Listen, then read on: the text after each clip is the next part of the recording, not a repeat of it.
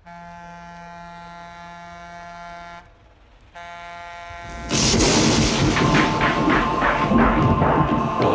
fest, fis, fart og finanser. Musikken har farver i fuld stereo. Det er din DJ. Klap lyttepoderne ud fra hovedet. Nu kulturelsker. I am now where man will be approximately 1 million years from today. Dag, god aften, kom nærmere. Giv ørerne et nakkedrag, så de lystrer og lytter i denne retning og får pump i lyttemusklen. Du er ved at skride ind i en halv times uafbrudt livsbekræftende hårnålesving. Din DR-DJ tager sig til sit hoved, griber om sin pick-up og lader musikken bestemme farten.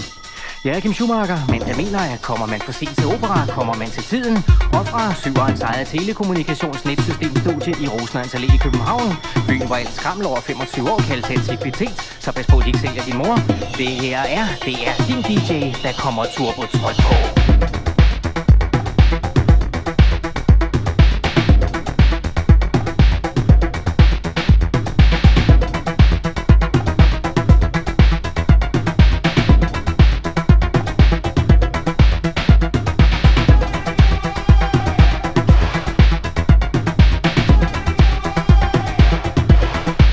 Astrologi burde ikke handle om, hvad der står i stjernerne, men hvad der foregår på gaderne. Æren er på rumrejse i uendeligheden på Infinity, The Mystic Mix.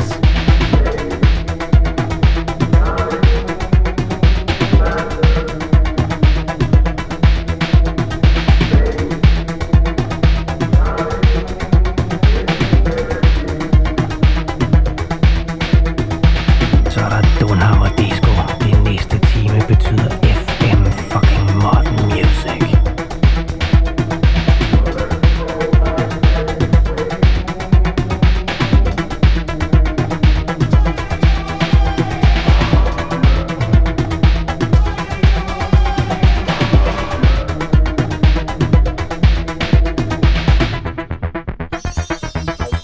Dag, god halvaften op på fodbolderne og kom nærmere. Det er den første lørdag aften i resten af dit liv. Weekenden har indbygget hjerteslagstakt, en hvilken som helst undskyldning for at få gang i teknotangoen gælder. Klokken er rundt regnet, og så den cirka 19.05 FM, så ved du godt, hvor du er henne. Du er inde det eneste sted, der tæller de næste fedeste, farligste, festligste, forrygende fartstribede 55 minutter. Fantastiske P3, hele Danmarks musikalske lørdagskylling. Jeg er Kim Schumacher, men der mener, at evig ungdom nogle gange resulterer i middelalder for tredje gang. Og fra Rosenørns Allé i København, byen hvor babysitteren altid ringer under festen og spørger forældrene, hvor skumslukkeren er. Det her er Studie 89 lørdagslarm. Du kan roligt komme nærmere. Det her er din generations musikbrag. Du vil elske det.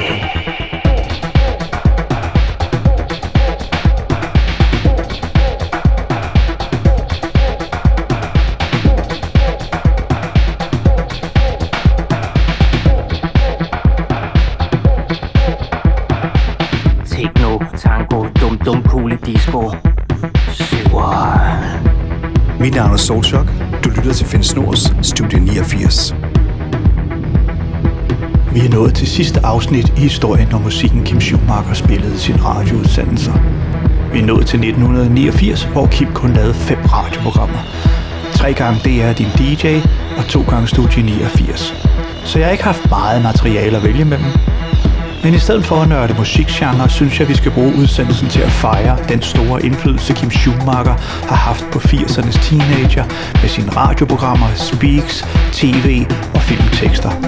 Lad mig lige tænde tidsmaskinen og spole tiden tilbage til det, der gjorde Kim populær i studieudsendelserne. Mit navn er Finn Snor, og i dag fejrer vi Kim Schumacher.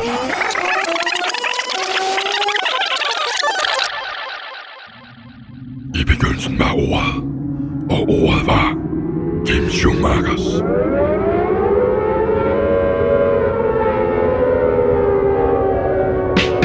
Dag, god eftermiddag, sådan cirka rundt regnet. Viserne på uret har passeret sidestillingen på 15.05, og du er igen kommet i stiv musikalsk modvind. Jeg er Kim Schumacher, manden der strækker et minimalt talent til det yderste, og fra Rosenørns Allé i København, byen der bydækker hele området over bulige datoer. Det her er selvfølgelig Studie 84.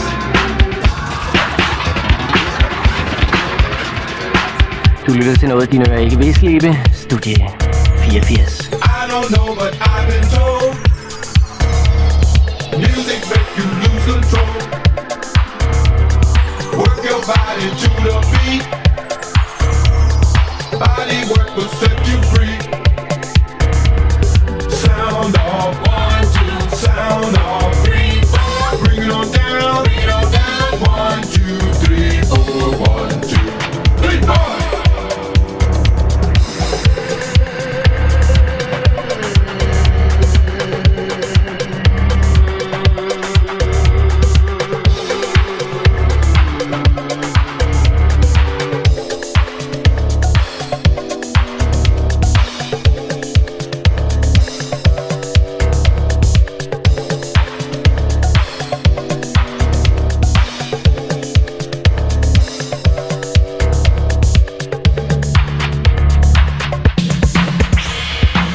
er DK P3. Inden du hører Kim Schumachers, og det er tid at rulle øresneglene ud, for det her er Studie 83.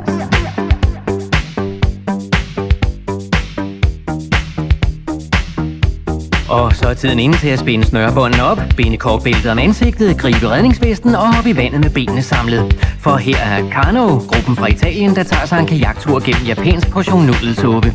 Ikea med Kano.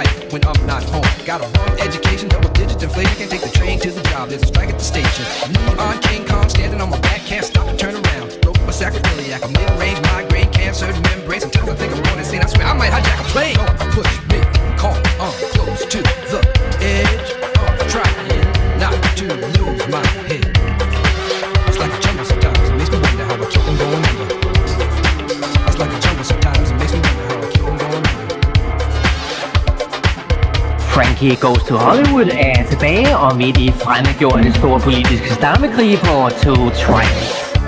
When you hear the air attack warning, you and your family must take cover at once. Do not stay out of doors. If you are caught in the open, lie down. And now here is a reminder about fallout warnings. When fallout is expected, you will hear 3 bangs in short succession, like this. In some areas, the warning may be given by means of 3 gongs, like this. Or you may hear 3 whistles. All these 3 types of sounds indicate that fallout is expected.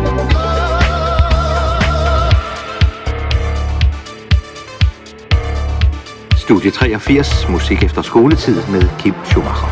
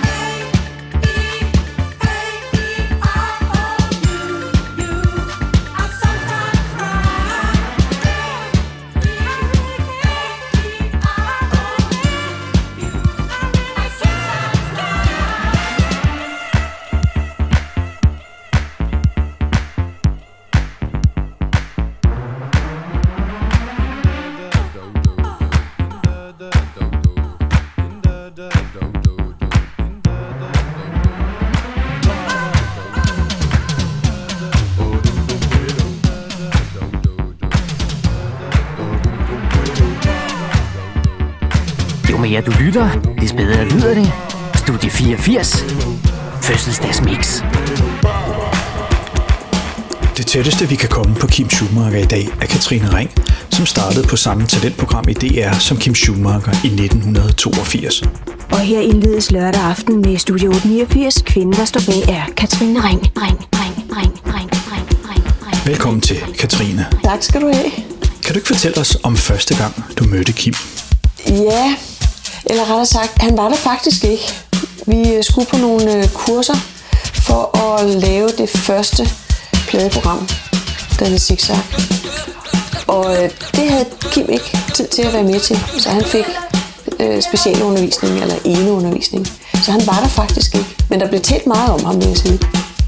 Det, hvor jeg for alvor begynder at snakke sammen med Kim, det er, da vi starter på Studie 83. Fordi der har vi selvfølgelig nogle interesser i at snakke om, hvordan griber man det ene an og det andet, og hvordan gør man lige, og sådan, og hvordan synes du, at det var, og sådan. Altså, der havde man de der kollegiale udvekslinger, kan man sige, ikke?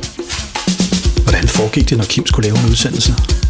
Han skrev sine manuskripter, fandt musikken frem, tegnede musikken, og det hele, det var simpelthen færdigt og parat og klart til, når han skulle i studiet.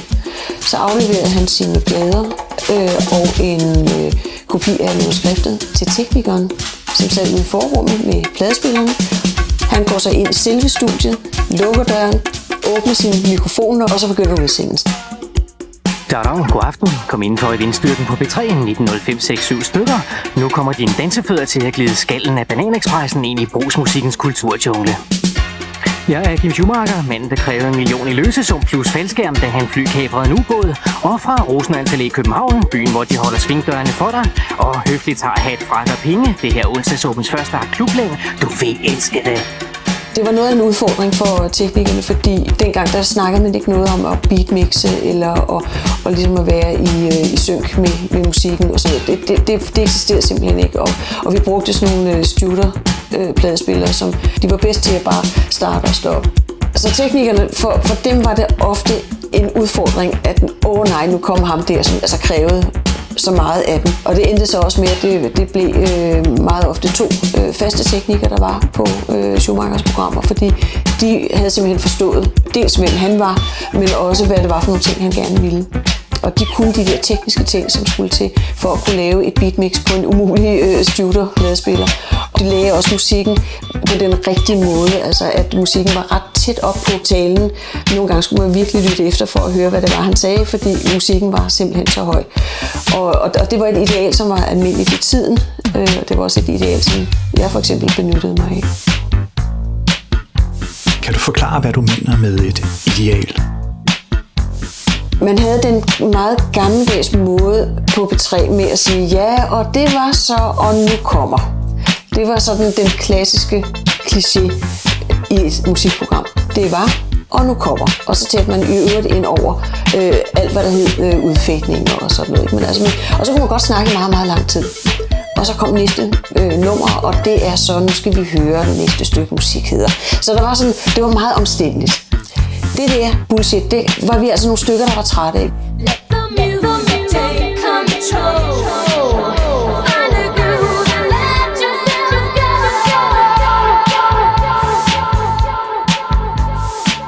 Altså, vi var utålmodige, vi skulle skynde os. Men vi gjorde så det, at man ofte simpelthen lagde musikken så højt op mod stemmen, som man overhovedet kunne. Vi udnyttede alle forspil. Det var noget, som var meget typisk for Studie 83. Det var simpelthen en del af programpolitikken på den udsendelse. Man skulle bruge dækket tale, som man sagde. Og det gjorde vi jo også, altså Kim Schumacher og jeg, vi brugte den jo i allerhøjeste grad, hvor vi lavede dækket tale på alt, hvad vi overhovedet havde med at gøre. Det var sjældent, man hørte stemmen bare sådan, som den var alene. Så det, du siger på almindelig dansk, er, at de snakkede ind over musikken? Ja, vi talte ind over musikken.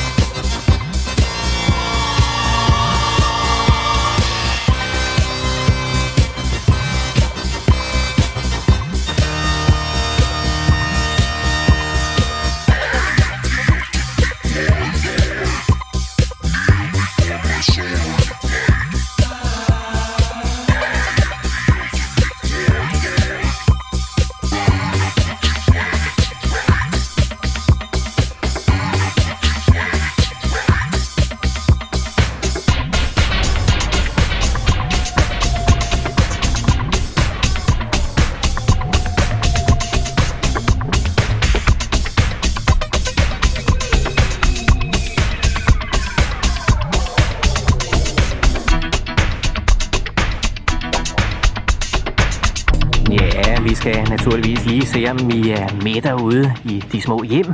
Vi satte lavkagemixen her på 33. Det skal naturligvis være på 45.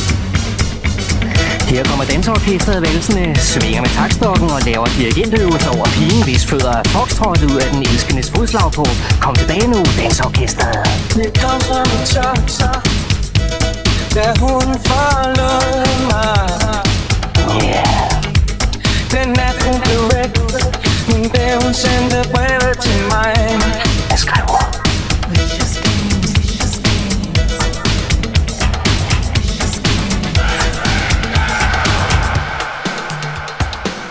I havde en anden profil end de traditionelle radioværter.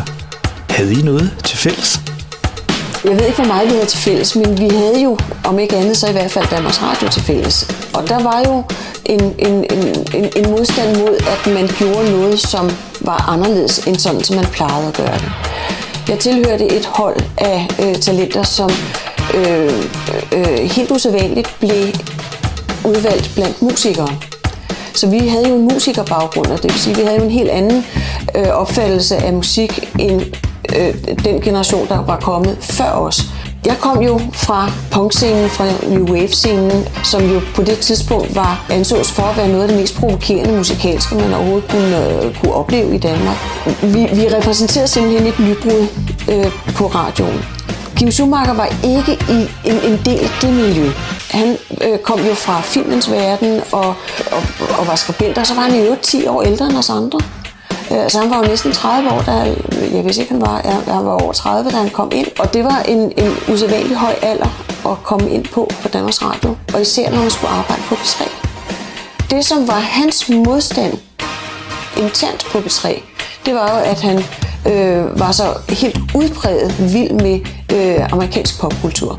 Det var film, og det var kunst, altså i alle mulige afarter. Og der havde man jo altså faktisk via dansklærerne haft, som jo repræsenterede, hvad skal man sige, det anti-imperialistiske, og det anti-amerikanske, og det anti-pop på alle mulige måder. Der var de jo simpelthen modstykket. Og jeg tror ikke, at han havde så forfærdelig meget modstand fra dem, fordi dem samarbejdede han faktisk med, og de havde jo stor respekt for ham, fordi han jo var velbegavet og velorienteret. Men det var vældig, vældig svært for ledelsen, for redaktørerne, at have med den der spredebas at gøre. Fordi han stridede jo i alle retninger, og han seksualiserede jo altså enhver samtale, og han opførte sig anderledes, og han så også anderledes ud. Altså han var simpelthen et fremmeddyr på savannen, ikke? Og de der outsider-positioner, de forener. Altså, så er man sammen mod noget. Og det er jo selvfølgelig en fælles, ikke nødvendigvis fjende, men i hvert fald en fælles modstand, som vi oplevede på forskellige vilkår, ganske vist, men på den måde var vi trængte begge to. Sooner or later, this happens to everyone. To everyone. Kim Schumacher er den største radio- og tv-vært i 80'erne. Ingen kommer i nærheden af optaget udsendelser, PRK's 2 opsamlings-CD'er, kimschumacher.dk, Simon og Ralfs bog om Kims liv og mine egne udsendelser om Kim Schumachers radioprogrammer. Kan du ikke belyse lidt af, hvad der foregik bag kulisserne dengang? Altså, der var jo den der store modstand. Der var jo også jalousi. Altså, dem, der var de største dengang, det var jo Otto Leisner og Jørgen de Mylius. Og det må have været meget svært for en Mylius at opleve, at her kom der altså pludselig en ind fra højre, som var noget mere veltalende end Mylius er, og også havde fat i ungdommen på en måde, som Mylius jo aldrig kunne få, fordi han blev jo ældre med sit publikum. Kim var jo yngre end sin alder. Altså han var jo 10 år ældre end mig, men jeg synes jo nogle gange, han var lige lovlig ung nok, ikke? Så derfor så snød han også nogle gange sådan rent aldersmæssigt og i sit outreach til sit publikum. Altså der var jo åbenbart kun plads til ganske få stjerner. Da Kim han så går over fra at lave videoprogrammer og sådan noget, og underholdningsprogrammer til at lave Labyrint, der finder han jo for alvor en hylde, og det er der, hvor der ikke er nogen andre. Og det er også der, hvor det begynder at blive nemmere for en Mylius for eksempel. Fordi pludselig så kan han altså igen åndefrit og lave sine egne videoprogrammer og sine egne musikprogrammer. Fordi det er der, hvor så har han det igen for sig selv.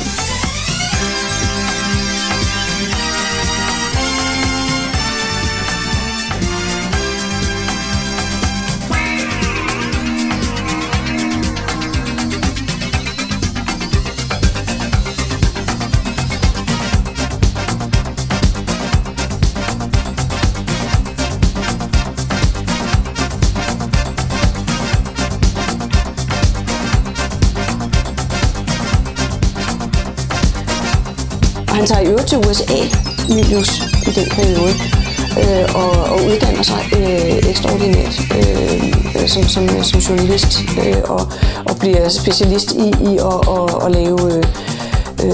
at lave portrætudsendelser og sådan noget, som han jo laver i stor stil op igennem 90'erne. Fordi han kan ikke længere tale ondt med de unge. Dag, god eftermiddag, så er det mere på personlighedsprofilen trukket op og hen til konfirmationshøjtalerne, for nu kommer der fart på P3. Det med fødselsdagen er ikke helt sandt, det var i går, men en hvilken som helst undskyldning for, at sprøjtelakere virkeligheden firefarvet gælder jo. Så lad os i fællesskab benytte lejligheden til at remixe røven ud af bukserne på de næste 54 minutter.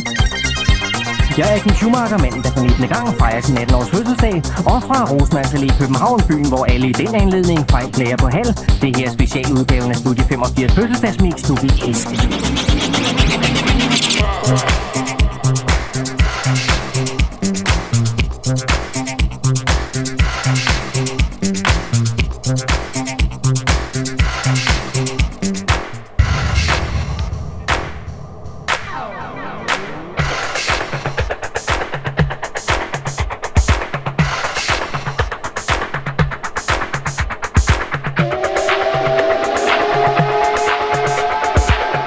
God eftermiddag, så er det blevet den første onsdag i resten af dit liv, og det er samtidig den sidste onsdag, Studie 84 i alt fald i denne ombæring.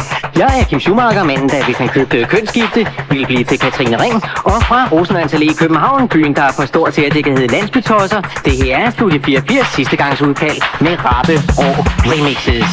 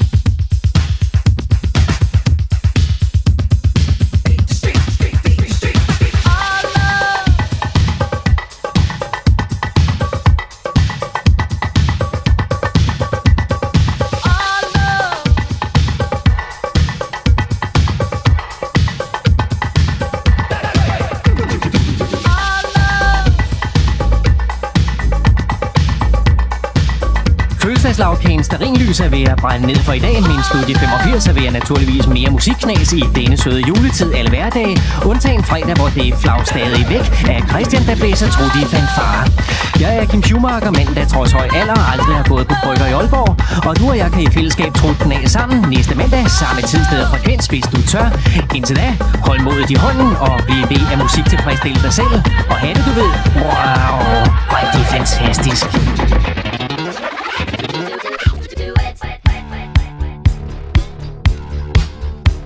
I de næste minutter drejer det sig om mænd og mænd imellem i musikken.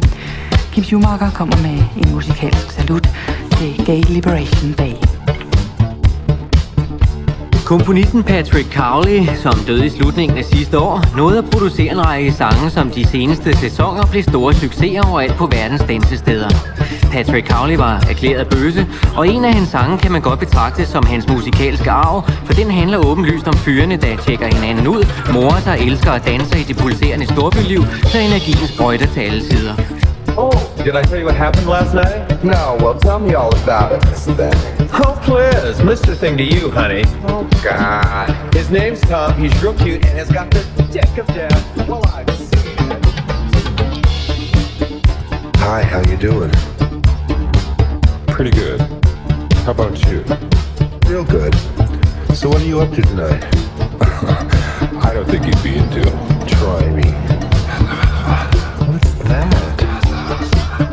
You're kidding. Really? I knew you couldn't get into it.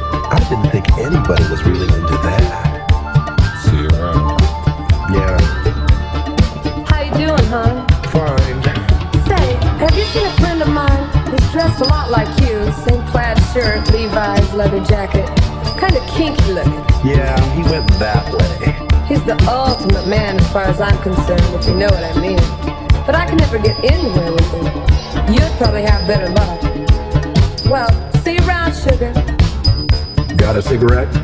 Sure. Thanks. Beautiful night. Sure is. Come here often? No. Really? Yeah, I've never seen you here before. You're a hot man. Hey, you're kind of hot too. Thanks.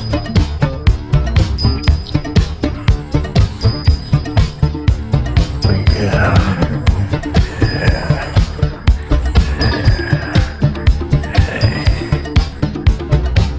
Who's that?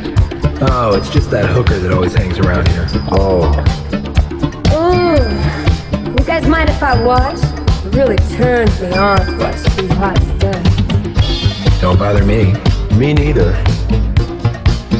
Oh, yeah.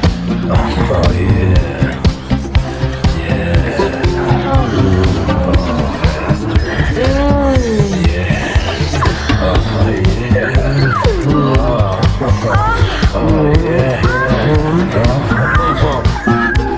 Oh, shit.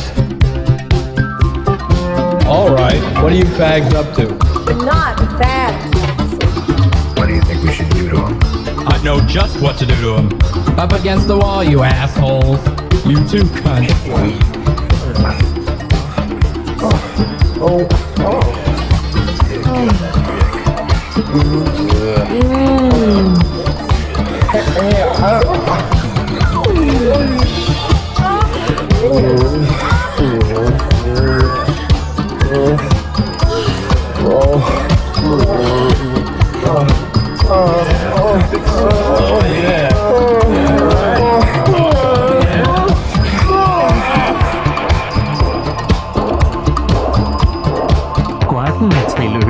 Talent nærmere. Klubben er på brædderne. Jeg er Kim Schumacher, mand der kun tager bad, når en holder og pimps bøger. Og fra Rosenørns Allé i København, byen hvor de sender skatten direkte tilbage til dig. Det her er onsdags åbens første akt. Klubben, vi elsker dig.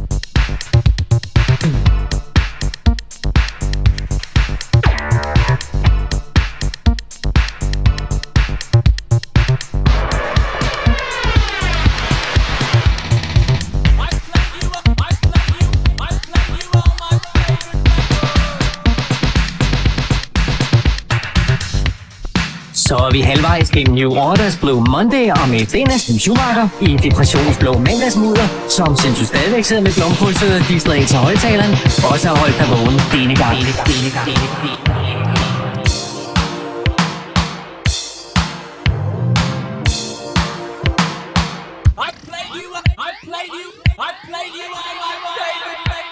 Lad os lige tune ind på Køge Nærradio i foråret 1985, hvor journalist Martin Denker lavede et af de allerførste radiointerviews med Kim Schumacher. Kan du fortælle mig noget om alt det, du har at rive i her på tiden? Rive i? Her sidder vi uden tøj på, og så spørger mænd, hvad jeg vil rive i. Tror du ikke, du skulle starte med at fortælle, hvem det er, vi er sammen med her? Hvem du er og hvem jeg er? Det er da meget sjovere. Eller vil du bare lave det bagefter? Det vil jeg lave bagefter. Hvad jeg har at rive i dette øjeblik, ja, det er jo, der er et par radioprogrammer, der stadigvæk ligger og oser herinde. Vi er dem inde i Rosenlands Allé i København, inde i Radiohuset. Og så går jeg og fedter sammen med Edmund Jensen, som er tv-producer, og laver noget, der hedder 1999. Og det hedder det, fordi så mange sekunder er der på en halv time. Og det er en halv times udsendelse på Danmarks nationale fjernsyn, altså ikke lokal fjernsyn endnu, i hvert fald. Og så er jeg ved at forberede om nogle måneder og tage til USA, sådan som jeg plejer. Det skal jeg over og kigge på nye film og lytte til ny musik og snakke med nye mennesker, der fejlagtigt ligesom mig tror, at de er superstars. Og skal jeg slå mine folder inde på BT's redaktion, hvor jeg får lov at anmelde plader. Jeg har en lørdagsside, som vi kalder B-Team, for at jeg også skal kunne forstå, hvad det er, jeg foretager mig. Og vi har jo fundet inde på BT en rubrik om torsdagen, som hedder Midtvejs, hvor jeg kan få lov at svinge alle de kendte rundt i vingebenene, hvis de ikke har opført sig ordentligt i ugen, der er gået. Det er stort set det. Så har jeg lige oversat et par film, en der hedder Frækkere end politiet tillader, med min gode ven fra Ghetto Blaster-skolen i New York, Eddie Murphy. Og en film, der når jeg lytter og hører den her udsendelse, nok har premieren med Michael Keaton, ham der spillede sammen med Henry Winkler i en film, som hedder Natholdet, da den gik herhjemme for 1,5 års tid siden. Han har lavet en gangsterparodi, som hedder Ikke skid, men skyd hul i gangsterne. Men det kan vi jo måske vende tilbage til senere. Det er sådan de der 2-3 projekter, jeg går og hygger mig med om eftermiddagen, når jeg ikke drikker kaffe, som jeg sidder med her i dette øjeblik. Stakkels løsgænger fra Køge Radio, han har jo råd til at købe noget herinde med de dyre priser, Danmarks Radios kantine holder sig. Men det er en helt anden historie. Og hvad er så din hovedbeskæftigelse? Det er at leve af at have det morsomt og tjene penge på mine hobbies. Og det er jo, som jeg lige har sagt, at kigge på film og lytte til musik. Jeg føler mig meget privilegeret her i 80'erne, hvor de fleste andre unge mennesker, de render rundt og søger forgæves med lys og lygte efter en eller anden chance hos den nærmeste brugskomik. Eller de kan blive brøndgraver, og det meste af tiden er det nu først og fremmest blive arbejdsløse. Men jeg altså går her og opretholder min økonomi ved at tjene penge på mine hobbies. Det er det. Hvad tror du egentlig, du er blevet mest kendt for? Forhåbentlig på at spille god musik, går jeg derud fra. Der er nogen, der fejlagtigt tror, det er mig, der er stjernen. Det er jo ikke tilfældet. Det er jo musikken, der gerne skulle kunne være banket så godt sammen, så den kan stå for sig selv. Jeg forestiller mig ikke, hvis man tog mine hurtige små skud fra hoften mellem hver plade ud, så ville det stadigvæk være en god udsendelse, jeg havde lavet. Men jeg tror da helt bestemt, at det er musikvalget. Jeg kan da forhåbentlig ramme et eller andet, der foregår ude i blandt teenagerne i Danmark, eller noget, der, hvis det er rigtig godt, vil komme til at foregå ude blandt teenagerne i Danmark lige om et øjeblik. Jeg forestiller mig altid, at jeg er sådan en eller anden form for temperaturtager på nu-kulturen. Det lyder kringlet, men det giver mening. Hvad tænker du så, når folk de bliver lidt kritiske over for dine musikprogrammer? Hvis man ikke kan tåle mosten i massemedierne, så må man blive kassedame eller dropskoger eller brugskomik i stedet for. I det øjeblik, man sidder og snakker ind i mikrofonen, og der er måske jeg ved ikke, 1 lille million mennesker, der lytter med, så er det jo ligesom med sex. Altså nogle gange, så går man i seng med folk, og så synes det er sjovt at være sammen med en, og der er nogen, der siger, det var vel nok røvkedeligt. Og på samme måde med lytterskare. Der er så mange mennesker derude, så der vil altid være 50.000, der hader en. Det må man sgu leve med. Hvis man ikke kan tåle det, så skal man blive kompetencevikar på et eller andet kontor i oplandet i stedet for. Det hører med til chancen. Jeg har en bred ryg. Og så er jeg i New York. Hvad laver du så derovre? Det som jeg sagde lige før, så det bruger jeg meget tid på at drøne rundt og kigge på film. Fordi min oversættervirksomhed herhjemme, den skal jeg også passe. Og jo mere jeg ved om de film, som er på vej til Danmark, det større chance er der for, at jeg kan være hurtig nok til at ringe til de forskellige filmselskaber og sige, den har jeg lyst til at oversætte, i stedet for at filmselskaberne ringer til mig og siger, den her film har vi lyst til, at du oversætter, fordi så kan man jo sidde og med en eller anden fjamsetur i Venusbjergene eller sådan noget. Og det er jo mindre morsomt end for eksempel altså at oversætte Eddie Murphys nye film. Mænd har jo indbygget maskingevær i kæften, og det er noget, der er morsomt at oversætte. Og hvad ellers? Musik er jo tidens løsen, så jeg bruger også mange formiddag i New York på at sidde og nærlytte lokalradioer, som har min store sympati. Også i USA, men også herhjemme. Fordi derovre, der spiller de musik, i hvert fald noget af det, som man kommer til at rundt regnet og høre 4, 6, 8 måneder senere i Danmark. Og det er det så sjovt for eksempel at sige, når den der er noget ved at så købe den hjem til på Danmarks Radios regning og spille den hurtigst muligt, når man er kommet hjem. Og så et stykke tid efter, måske flere måneder efter, finde ud af, at nu er der et eller andet lokalt pladeselskab, som faktisk har importeret pladen. Et godt musisk eksempel kan være den plade, som vi hører nu, med Nolan Thomas og nummeret Yo Little Brother, som et dansk pladeselskab lige har sendt på markedet herhjemme, som faktisk er over et halvt år gammel, og som jeg spillede for måneder siden.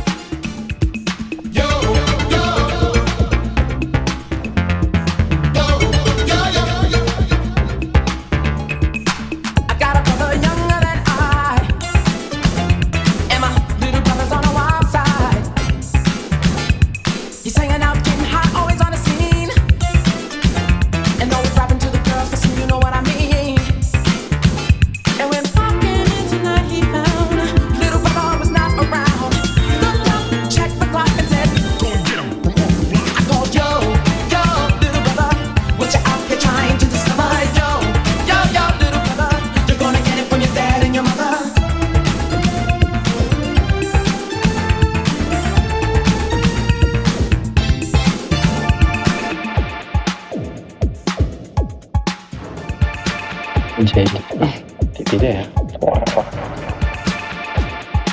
Du er simpelthen bare før alle andre disjokker med musikken. Der er jo en god konkurrence fra lokalradioerne, fordi i perioder laver jeg jo næsten ingen udsendelser herinde. Der kan være Radio Rita, eller jeg kan være ude at rejse. Så det kan jeg jo ikke altid gøre. Jeg lægger for så vidt ikke stilen principielt an på, at det her det er nyt. Men om jeg synes, det er godt, om det hænger sammen. Jeg bruger, som man måske ikke forestiller sig, temmelig meget tid på at sidde og finde ud af, hvilken rækkefølge de her 8-10 maxi-singler, som jeg kan nå på skud af på 55 minutter, i hvilken rækkefølge de skal afvikles. Og det tager temmelig lang tid.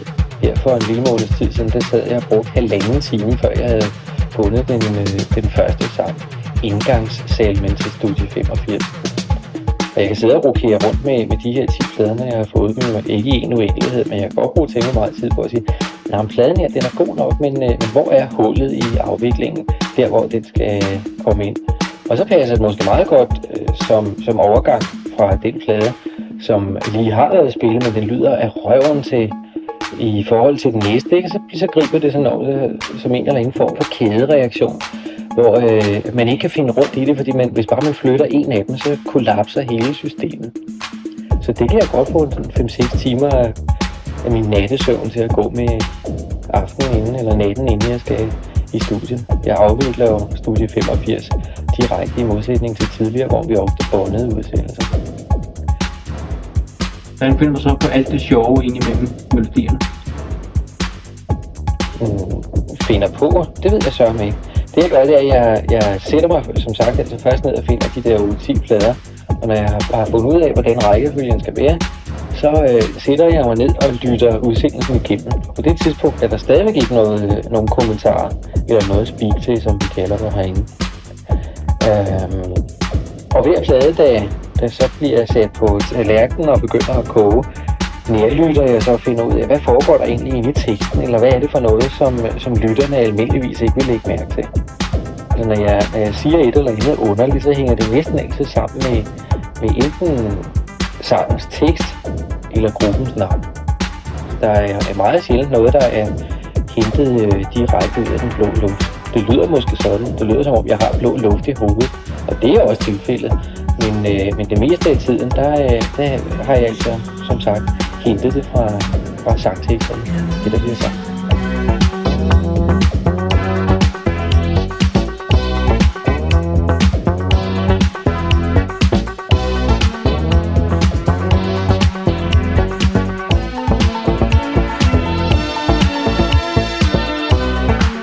Livet i USA's storbyer får tit virkeligheden til at smelte sammen med feberdrømmen, når det går stærkt. Man stiller sig selv spørgsmålet, er livet en drøm? Indbildningsevnen, tilværelsens fata morgana? Imagination har svaret med just an illusion.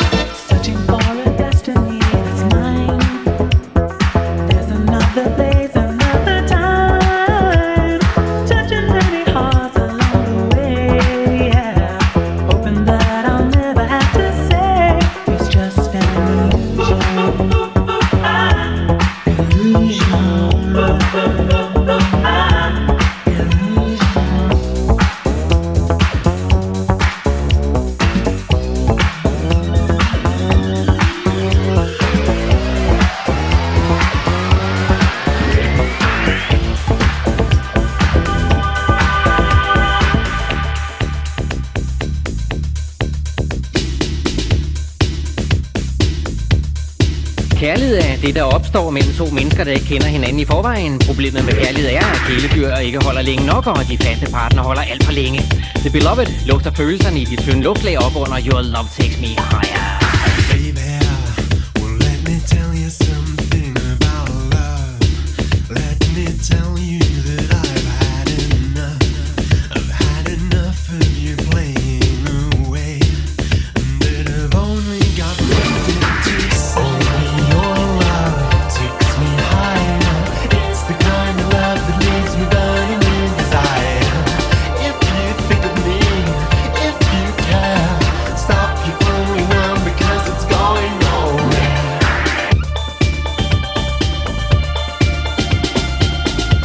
Spil Super Video Bingo med Susanne Bjerrehus og se og hør. Køb dit eget bingobånd og se straks, om du har vundet drømmerejser for 500.000 kroner og få en Dirch Passer-film gratis med i købet. Det er bingo!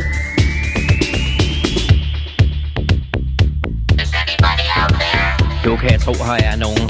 Det er din DJ. Du er inde i 7'erens Torden Disco. Yeah, so do you have any drums in your house? Yeah, so do you have any drums in your house?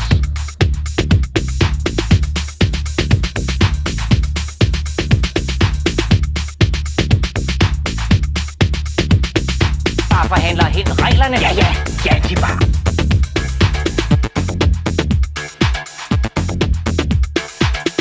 Og så kommer de tre musikalske sladderjournalister, Stock, Aitken og Waterman, og knipser med 45 omdrejninger i minuttet på 7'erens fotofølsomme musikoverflade. Der er spaghettibryd i sladderspalterne på den sensationsløsende SS Paparazzi.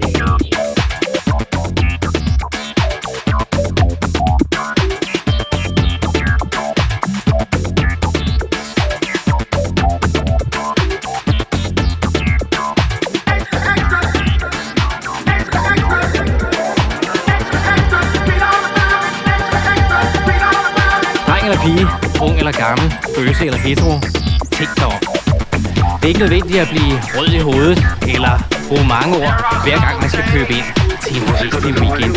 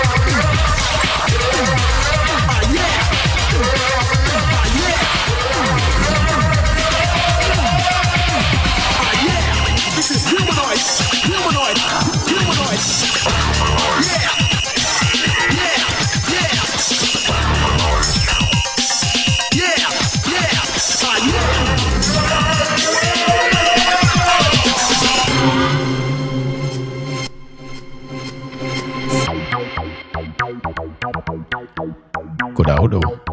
Her er det Delgado, og du lytter til Studie 89.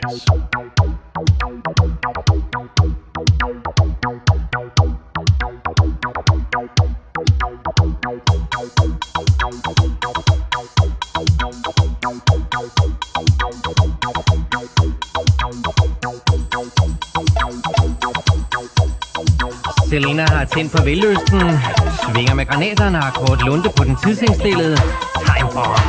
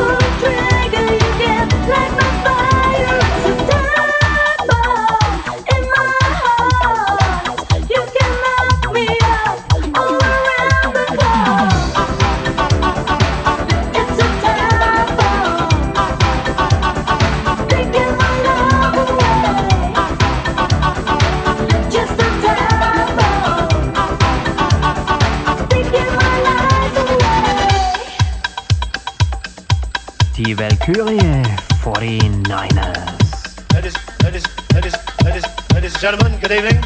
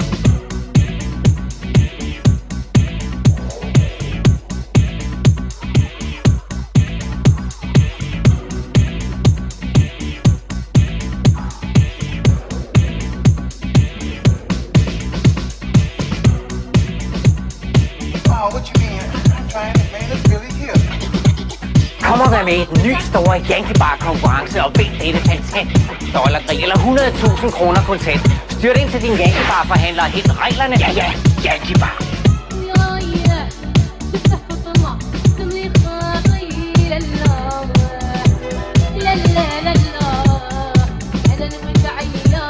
Syveren, det er din DJ, Bad Duer.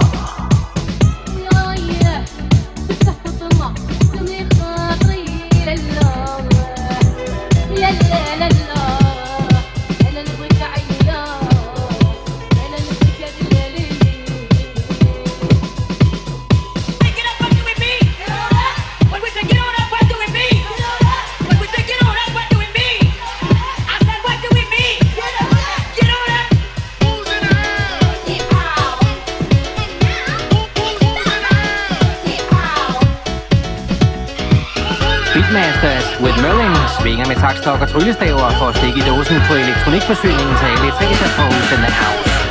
Get up and move. Don't answer. I'm the rapper. Now you're the dancer. Gotta show you how it's done. Get on the freaky, all and have fun. Wait, I gotta tell you something. Without Marlon, Brett ain't nothing. Beatmasters stand to attention. Hip house is your invention. Who's in the house?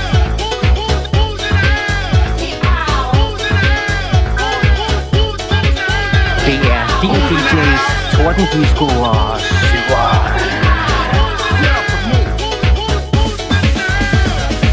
Now you're moving, getting hot. Don't be shy, take off your top. Get ready. Who's Fast Eddie? I suck him up like a straight up spaghetti. Name is Marlon, beat Shogun. Rock this way, I'm afraid of no one. Hip house, a brand new mix. Beatmasters busted in 86. In 86 it was oil and water. Now 89 it's suede and leather. Get stupid, Joe, check the dopes now. Hip house is a chemical compound. Beatmasters more than busters. Get up, fill the dance floor, justice. Party, whether man or mouse. Fill the bass, who's in the house?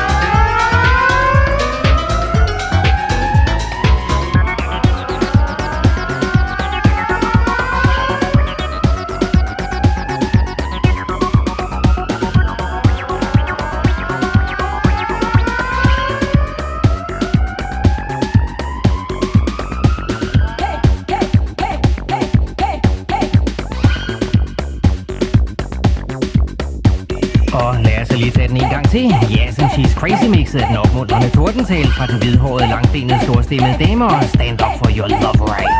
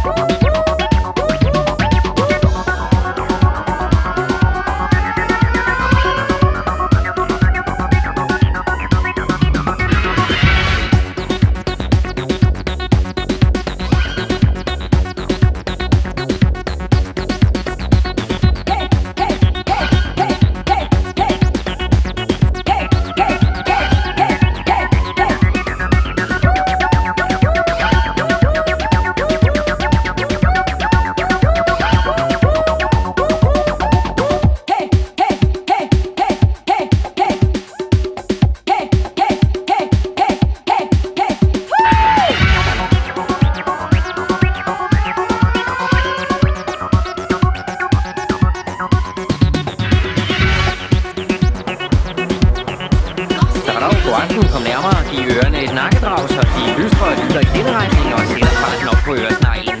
Du vil skride ind i en halv times uafbrudt livsbekræftende hårnålesving. Din DR-DJ tager sig til noget, drikker sit op og lader musikken bestemme farten. Jeg er Kim Schumacher, manden der mener, at bagsiden af medaljen altid har en bagside. Og fra Syveren eget telekommunikationsnetsystemstudie i Rosenørns Allé i København. Film og virkeligheden er et hjælpemiddel til folk, der ikke er på coke. Det her er din DJ, der kommer tur på tøj på.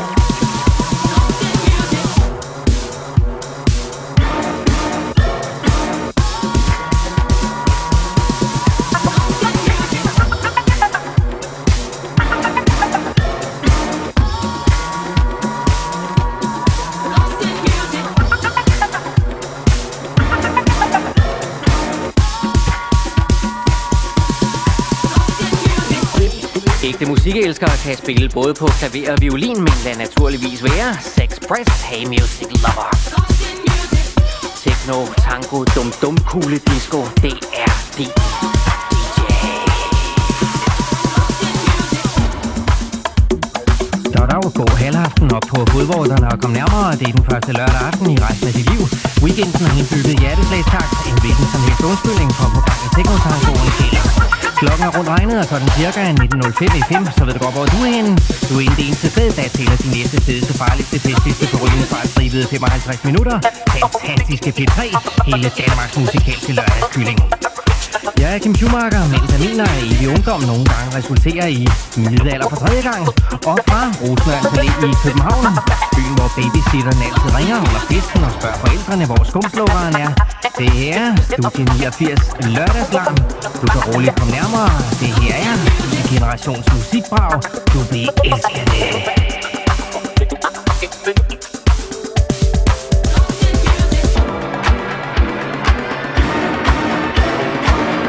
Og her kommer det så småt op at køre for New Order, der er stort set instrumentalt slindrer rundt på gangene til karuselturen Around and Around. Du er inde i Studie 89.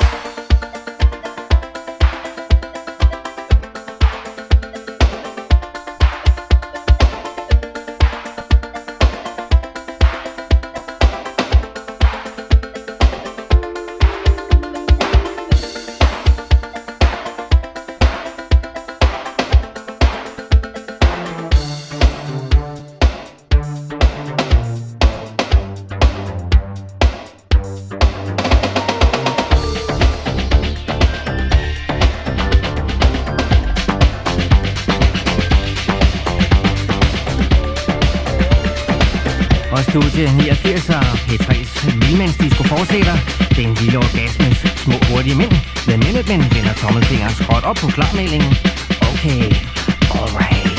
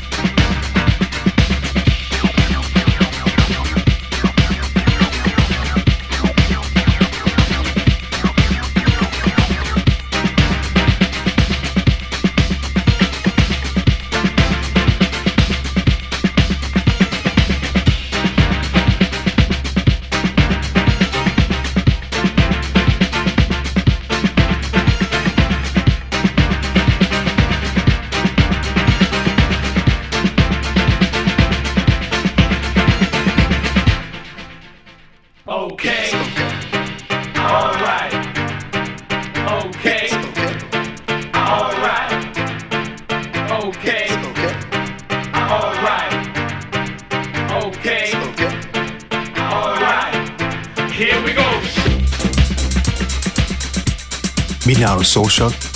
Du lytter til Det Dur. Så har Stærkstrømspop.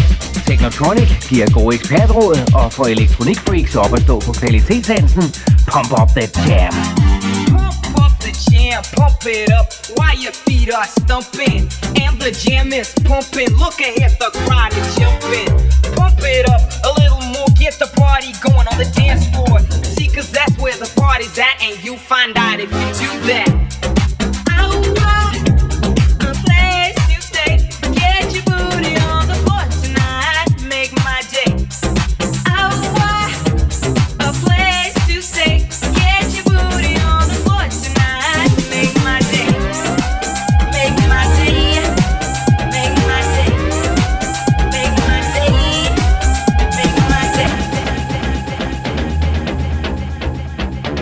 Kim Schumacher indikerer simpelthen, at der sker et paradigmeskift der i begyndelsen af 80'erne. Det Dur indikerer, at der sker præcis det samme paradigmeskift fra 89 og frem. Meget inspireret af lokalradioerne, som igen var inspireret af Kim Schumacher. Altså, tingene hænger sammen, ikke? Men jeg tror, du har ret i, at musikken, altså den musikalske tilgang var meget mere funderet i musikken i Det Dur, end den var hos Kim. Hos Kim var den en form.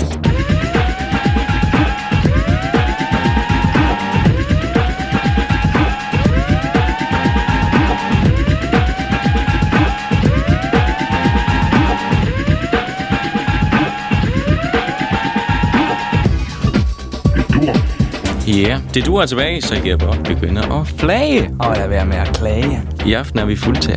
Det vil sige Delgado og Soulshock.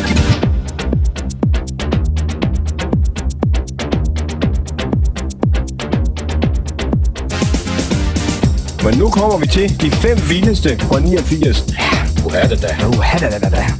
Og hvad ved vi på 5. pladsen? Denne her. The jam, pump it up while your feet are stumping. And the jam is pumping. Look ahead, the crowd are jumping. Pump it up a little more, get the party going on the dance floor. See, cause that's where the party's at, and you find out if you do that. A place to stay. Get your booty on the floor tonight. Make my day. A place to stay. Get your booty on the floor tonight. Make my day. Ja, det må være det vildeste hit. Nummer 5, Technotronic featuring Fælly med Pop of the Jam, som fuldstændig øde af alle dansegulve og højtalere. Pump up the jam. Pump up the jam, pump it up, pump it up. Pump up the jam, pump it up, pump it up. Pump up the jam, pump it up, pump it up. Pump up the jam, pump it up, pump it up. Der er virkelig hyggelig hammer på her i studiet, synes jeg nok. Mit navn er Finn Snor. Du lytter til Studie 89. Det er dur. Glem amatørerne, gå til ekspert er et godt råd, når der skal handles på dansegulvet og i din musikbutik. Technotronic lukker luften ud af de høje priser og pumper ekspertkvaliteten op med Pump Up The Jam. Goddag du. Her er det Carsten Delgado fra det mørke Jylland. Du lytter til Studie 89. Men inden vi går videre med det dur i aften, må vi lige stoppe op en gang. En person, som for cirka 6 år siden sad som den første i Danmark nogensinde og spillede amerikansk sort dansemusik i Danmarks Radio, er desværre død. Navnet er selvfølgelig Kim Schumacher, og som ingen anden, der introducerer han jo den sorte dansemusik til danskere. Og det skete blandt andet i programmer som Studie 84, Pop 84 og Klubland. Og jeg tror roligt, vi herinde godt kan sige, at hvis Kim Schumacher ikke havde spillet den musik dengang, ja, så sad vi nok ikke her i dag. Og vi har været nede og gravet lidt i arkivet og fundet et af de berømte og berygtede lavkagemix frem. Og med dette mix vil vi gerne mindes Kim Schumacher og samtidig sige tak for, at han satte os andre i gang. Ja, Danmark har mistet en stor DJ.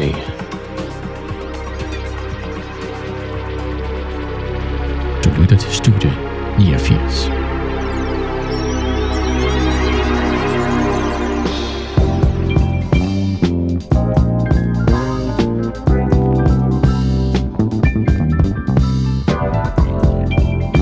Jeg er Kim Schumacher, men som pakker af med Studie 83, 84, 85, 86, 87, 88, 89.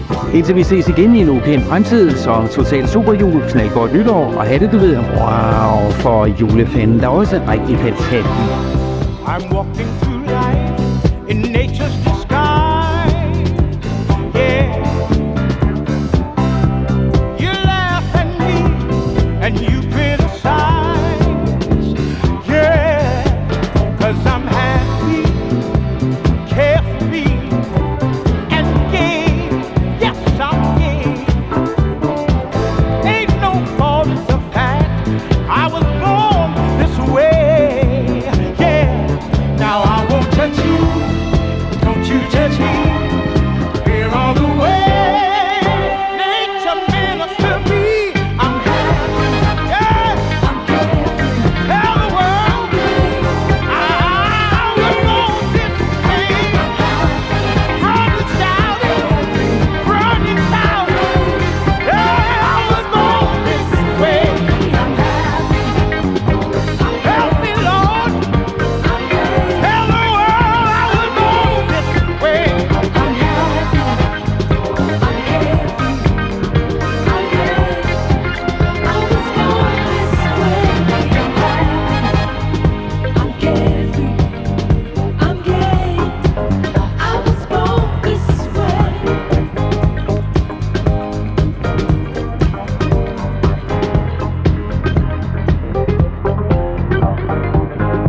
Går der hul igennem igen til Katrine Ring. Og så vil jeg da lige sige, at for cirka 10 minutter siden er det blevet meddelt i TV-avisen, at Kim Schumacher, tv-quizvært i Labyrinten, er død 40 år gammel. Vi prøver at få en plade op, og så skal jeg prøve at samle mig lidt og fortælle lidt om Kim Schumacher i ganske få minutter. Men det vil vare lidt endnu. Vi venter på pladen, og jeg skal lige have fundet nogle informationer. I mellemtiden så kan vi høre lidt musik med en duo, der hedder Soft Cell. Her kommer der et miniportræt. Selvom Hul Igennem skulle være et sjovt program at lytte til, så sker der jo af til noget, som vi bør fortælle her i Hul Igennem, selvom det er trist. Kim Schumacher er død i dag. Han var elsket hele Danmark for sine rappe bemærkninger, og han fik stor succes med op til 75 udgaver af Labyrinten, TV-quizzen, som blev identisk med Kim Schumacher som person. Samtidig var han filmanmelder på BT. Han startede sin karriere inden for Danmarks Radio som freelance i 1982, hvor han var discjockey, og hans stil med det hurtige tempo og de kvikke bemærkninger blev meget hurtigt en rettesnor for de kommende DJ's på P3. Selv har han kun medvirket på en enkelt plade, og det var med Mænd i Blåt, Vi har det, og det hedder et Speedmarker Mix, og jeg synes, vi skal have det med Kim Schumacher. Han blev 40 år.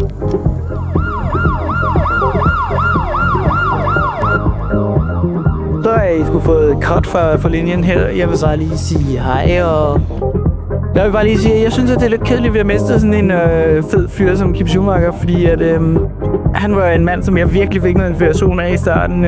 Jeg blev nummer 1 på Danmarks mesterskab i MX i 86 og 88, og jeg fik ufattelig meget inspiration af alt det, som han lavede for radioen dengang. Så det var spævligt. Det var, hvad jeg ville sige. Hej. Hej, Dan Racin her. Da Kim startede i 84, der var der tidsmæssigt klar karambolage med lokalradioerne. Ikke så mindre, så blev han et forbillede og en yndlingsaversion for os alle sammen. Han var rimet og ordets mester, og han har efterladt en hale af måbne danskere, sørgende og måbne lige midt på 90'ernes dansegulv. Først er det, at han personligt er kendt forstået af, hvilket kærligt, klogt og morsomt menneske han til var. Dansemusikken pumper videre ind i det nye årti, men gulvet er eddermukkende blevet kedeligere uden kære Schumacher. Ære været hans mening. Kim Schumacher, tja. Det er svært at fatte mand, som faktisk var en af de børser, tog en chance at spille blandt andet hiphop, som bare væk fra den ene dag til den anden. Jeg kan huske det som i går, der var i 83, da jeg lå nede i øveren og øvede breakdance for fuld hammer, da han såkaldte lavkagemix kom ud af æderen, og vi sad for stenen og optog og lyttede. Disse lavkagemix, som man yndede at kalde dem, startede faktisk en helt ny generation af mixere, og i dag tror jeg sammen med de danske DJ's står evig gæld til ham. Jeg gør det i hvert fald. Til at DJ Chief One på Rockers by Choice er at være hans men.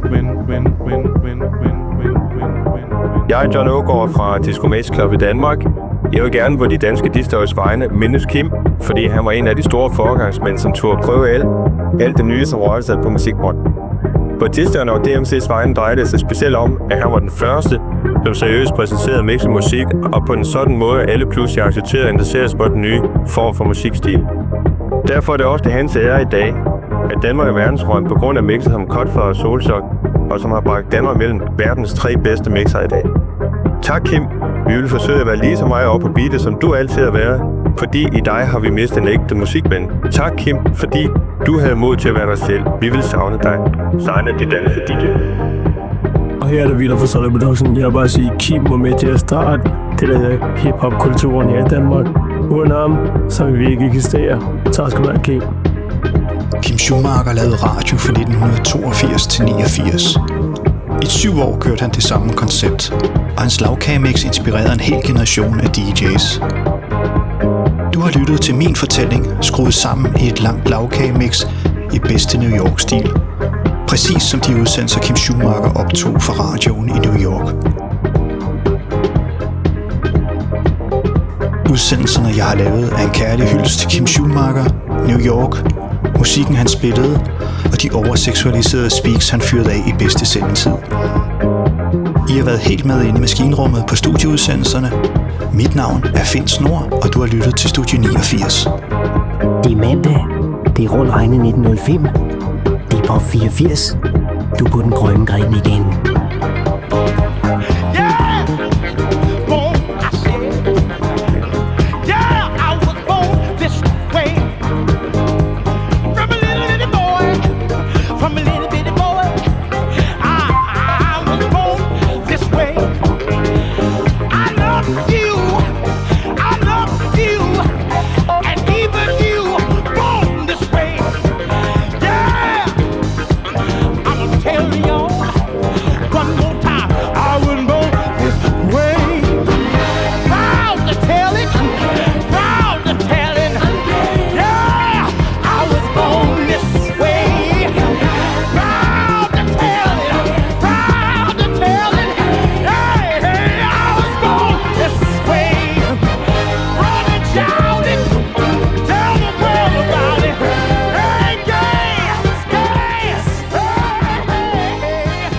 Elvis har for sidste gang forladt radiohuset. Bye bye. Kim Schumacher har været din DJ. Foreløbig er klokken blevet 20.